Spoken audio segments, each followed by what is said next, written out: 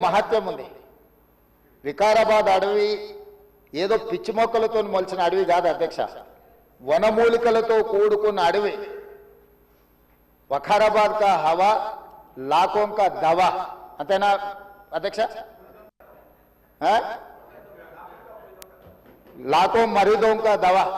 TB వచ్చిన వాళ్ళని తీసుకెళ్లి వికారాబాద్లో వదిలేస్తే అక్కడ 3 నెలలు ఉంటే నేచరే వాళ్ళని క్యూర్ చేసే విధంగా, అంటే నిజాం వికారాబాద్ అడవులను పిచ్చి మొక్కలతో కాకుండా వనమూలికలతో కూడుకున్న చెట్లను నాటి వాటిని పెంచడం వల్ల వికారాబాద్లో టెంపరేచర్స్ తక్కువ ఉంటాయి అధ్యక్ష.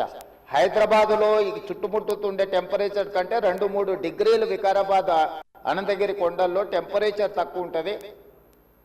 అక్కడ గాలి, అక్కడి నీరు చాలా గొప్ప వనమూలికలతో కూడుకున్నది.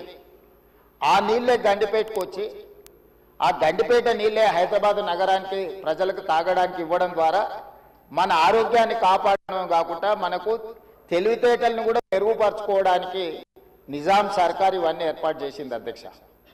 కాలక్రమేణా స్వతంత్రం వచ్చింది, సాంకేతిక నైపుణ్యం పెరిగింది.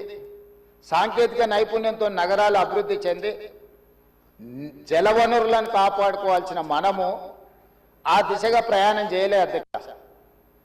శాశ్వత సమస్యల్ని పరిష్కరించి మన ఆరోగ్యాన్ని కాపాడే జలవనరులను కలుషితం చేయడమే కాకుండా కబ్జాలు పెట్టి ఫామ్ హౌజులు కట్టి ఫామ్ హౌస్లో డ్రైనేజ్ లైన్లు తీసుకెళ్లి ఈ గండిపేట హిమాయత్ సాగర్ కలిపిండ్రు అధ్యక్ష. ఆగర్భ శ్రీమంతులు కట్టుకున్న ఫామ్ హౌజుల్లో ఉన్న డ్రైనేజ్ కనెక్షన్స్ తీసుకెళ్లి గండిపేటకు హిమాయత్ సాగర్కు కనెక్ట్ చేస్తే వాళ్ళ మీద ఉక్కుపాదం మోపి అన్నిటిని కూలగొట్టి లక్షలాది నగరంలో ప్రజలు తాగే నీళ్లను కలుషితం చేస్తే ఎవరిని క్షమించమని చెప్పి మా ప్రభుత్వం వచ్చిన తర్వాత కఠినమైన చర్యలు తీసుకున్నది అధ్యక్ష.